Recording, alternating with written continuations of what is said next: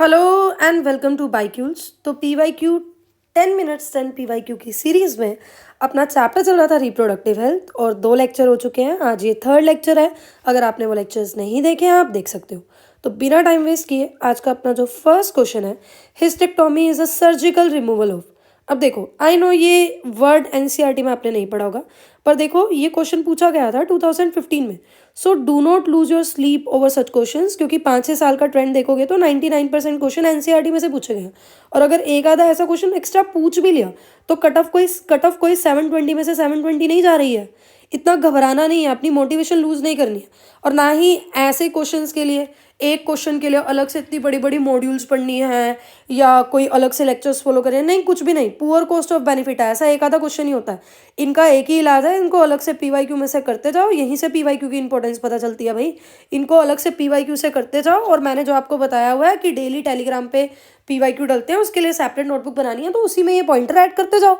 तो हिस्टेक्टोमी क्या है? जब हम यूट्रस का कोई पार्ट या पूरा का पूरा यूट्रस रिमूव करते हैं उसको हम हिस्टेक्टोमी बोलते हैं। तो option C is the correct answer.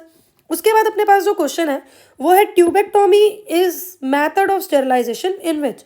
अब देखो, पिछले जो 2 लेक्चर अगर आप देखकर आ रहे हो और नहीं देखे हैं तो देख सकते हो, कोई ज़बरदस्ती नहीं है, पर देख लोगे तो आपका बेनिफिट है। उसमें आपने देखा होगा ट्यूबेक्टोमी का जिक्र कितनी बार हुआ है। अब मैं तो यहाँ पर क्या ही बोलूँ, आपको पता चल ही गया होगा पीवाईक्यू कितने रिपीट होते हैं। ट्यूबेक्टोमी का मतलब क्या है? फीमेल्स में हो रही है, स्मॉल पार्ट फेलोपियन ट्यूब का कट कर रहे हैं, टाई कर रहे हैं। कैसे? स्मॉल इंसिजन लगा रहे हैं एब्डोमेन में या वेजाइना के थ्रू। तो क्या लिखोगे आप? Small part of fallopian tube is removed और टाइड अप। थर्ड है अपने पास, which of the following is hormone releasing IUD. अब आईयूडी के बारे में तो कुछ बोलती हुई मैं अच्छी नहीं लगती, मुझे शोभा नहीं देता, क्योंकि आप 2 लेक्चर देख कर आ रहे हो, आपने देख लिया होगा 8-10 बार नहीं, चलो 6-7 बार तो कम से कम आईयूडी पे क्वेश्चन है। हर साल आईयूडी पे क्वेश्चन है, चाहे डायरेक्ट क्वेश्चन चाहे ऑप्शन में। और एग्जैक्ट हार्मोन रिलीजिंग आईयूडी पे तो पता नहीं कितनी बार है।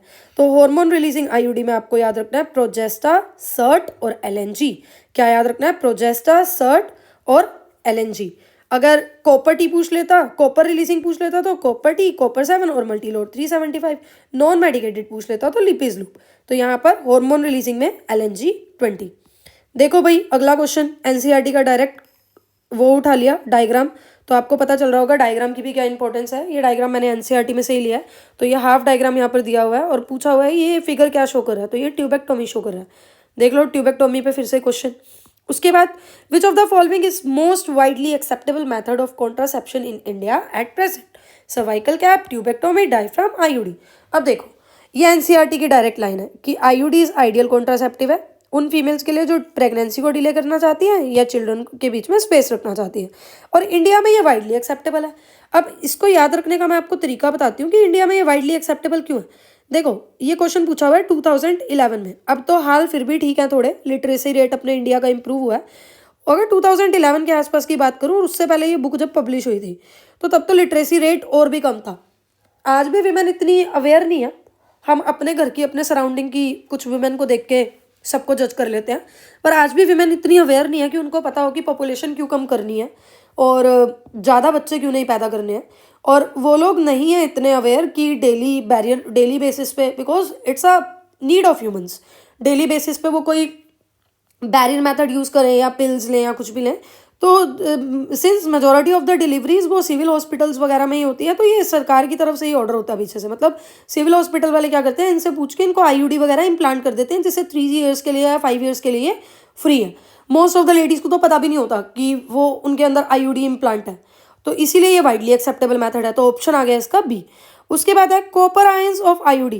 क्या करते हैं ये कॉपर आयंस? वैसे तो आईयूडी के बारे में आप बहुत कुछ पढ़ रहे हो कि नॉन मेडिकेटेड का एग्जांपल आपने पढ़ लिया, लिपीज लूप। कॉपर आयंस में आपने एग्जांपल पढ़ा copper T, copper 7, Multiload 375। Hormone releasing में पढ़ा प्रोजेस्टा, सर्ट और एलएनजी। अब कॉपर रिलीजिंग में आपको याद रखना है कि कॉपर रिलीजिंग आईयूडी क्या करती है, ये सप्रेस करती है स्पर्म की मोटिलिटी को और स्पर्म की फर्टिलाइजिंग कैपेसिटी को।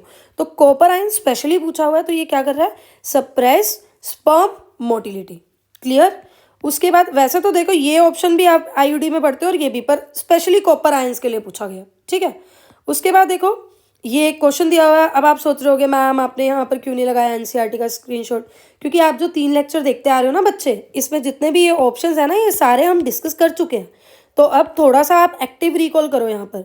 अगर आपको चारों ऑप्शन समझ में नहीं आ रहे, भाई मैच द फॉलोइंग वाले क्वेश्चन सबसे इजी होते हैं। अगर चारों समझ में नहीं आ रहे, कोई एक आ रहा होगा। जैसे सबसे इजी आपको क्या दिख रहा है, मान लो आपको कॉन्डम दिख रहा है।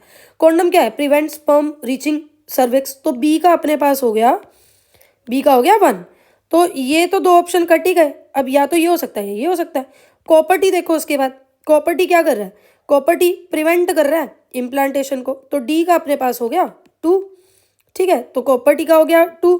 तो ये वाला ऑप्शन हमारे पास सही है। फिर भी हम मोर देख लेते हैं। पिल्स के लिए क्या लिख रहा है? पिल्स के लिए हमारे पास लिख रहा है कि पिल्स क्या कर रहे हैं? ओव्यूलेशन को प्रिवेंट कर रहे हैं। तो ए का हो गया 3, करेक्ट है। और वैसेक्टोमी क्या है? कि सीमेन कंटेन्स नो स्पर्म। तो ये ऑप्शन अपने पास करेक्ट हो जाता है। 28 क्वेश्चन है, what is the work of copper T? Copper T क्या कर रहे हैं? देखो कॉपर टी ना, जब इम्प्लांट हो रहा है तो वो यूट्रस को अनसुटेबल बना रहा है। ठीक है, किसके लिए? मतलब स्पर्म आने ही नहीं दे रहा ना, वो स्पर्म की फर्टिलाइजिंग कैपेसिटी को डिक्रीज कर रहा है। कॉपर आयंस स्पर्म की मोटिलिटी को डिक्रीज कर रहा है और फर्टिलाइजिंग कैपेसिटी को डिक्रीज कर रहा है। तो बेसिकली ये क्या कर रहा है? ये इनिबिट कर रहा है फर्टिलाइजेशन। तो ऑप्शन बी इसका करेक्ट आंसर है। उसके बाद आज का हमारा 9th question, which of the following common sexually transmitted disease is completely curable? Underline करो इसे, when detected early and treated properly. अब आप लोग है ना ऐसे क्वेश्चंस को देख के घबरा जाते हो कि यार हमें तो एग्जैक्ट याद नहीं है कि कौन सा कंप्लीटली क्योरेबल है। नहीं, आपने इतने सारे डिसीज में से ये याद नहीं रखना कौन सा कंप्लीटली क्योरेबल है। आप ये याद रखो कौन सा कंप्लीटली क्योरेबल नहीं है। अब नहीं वाला ऑप्शन याद होगा उसको काट देना। एनसीईआरटी की डायरेक्ट लाइन है, except for hepatitis B, genital herpes, HIV infection, other diseases are completely curable if detected early. इन तीनों को छोड़ के बाकी कंप्लीटली क्योरेबल है। तो बस ये याद नहीं रखना कौन से कंप्लीटली क्योरेबल है, ये याद रखो कि ये तीनों क्योरेबल नहीं है। इनको काट दो ऑप्शन में से। जैसे HIV तो कंप्लीटली क्योरेबल नहीं है, जेनाइटल हर्ब्स भी नहीं है, हेपेटाइटिस भी नहीं है। तो आंसर हो गया अपना सी। उसके बाद देखो, which of the following sexually transmitted infections are completely curable. अब आपने इस चैप्टर के 3 लेक्चर्स में देख लिया भाई, कोई एक सिंगल क्वेश्चन ऐसा आपको मिला जो सिर्फ एक ही बार आया हो। मैं आप देख सकते हो, प्रूव आपके सामने है, मैं कुछ नहीं बोल रही, प्रूव आपके सामने है। हर एक क्वेश्चन कितनी बार रिपीट हुआ है ना? तो ये देख लो, ये भी सेम क्वेश्चन है। इनमें से कौन सा कंप्लीटली क्योरेबल है? मैंने वही कहा, ये याद रख लो कौन सा कंप्लीटली क्योरेबल नहीं है। अब ऑप्शन को देख के घबराना नहीं है। जैसे ऑप्शन देखना स्टार्ट करो, नीचे से देखते हैं। चलो, इसमें दिया हुआ है जेनाइटल हर्ब्स और जेनाइटल वार्ड्स। अब आपको ये पता होना हो कि जेनाइटल वार्ड्स कंप्लीटली क्योरेबल है या नहीं।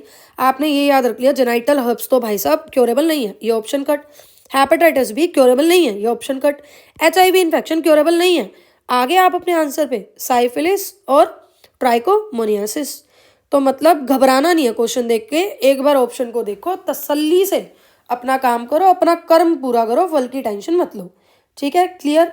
डिस्क्रिप्शन में टेलीग्राम का लिंक है।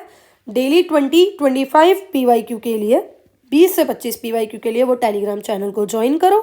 सुबह उसमें वो आंसर्स दो, शाम को उसमें रिवीजन शीट आएगी। रिवीजन शीट से उन सबको एनालाइज करके अपने अलग से जो आपने सेपरेट रजिस्टर बनाया हुआ है, 1 या मैक्सिमम 1.5 पेज के अंदर उन 20-25 क्वेश्चन के सॉल्यूशन को पॉइंटर्स में लिखो। सजाना नहीं है, टाइम वेस्ट नहीं करना, उसको ग्रंथ नहीं बनाना। बस ये याद रखना, अगर 35-40 दिन है तो लास्ट तक आपके वो 70 पेज तैयार हो चुके हो कॉपी के, जिसको आप पेपर से 2 दिन पहले, 3 दिन पहले, इवन एग्जाम से 2 घंटे पहले, 1 रात पहले रिवाइज कर लो। NTA का पूरा हिसाब किताब होगा उसमें कि मतलब NTA ने आज तक क्या क्या पूछा गया है, सारे कर्म होंगे उसमें NTA के। तो आपको फिर कोई नहीं रोक सकता नीट क्लियर करने से। तो ठीक है, फिर लेक्चर को लाइक कर देना, कमेंट सेक्शन में अपने व्यूज़ दे देना, चैनल को सब्सक्राइब कर देना, शेयर करके सब्सक्राइबर भी बढ़ा देना अगर चाहो तो। ठीक है, good night, tata, bye bye, take care.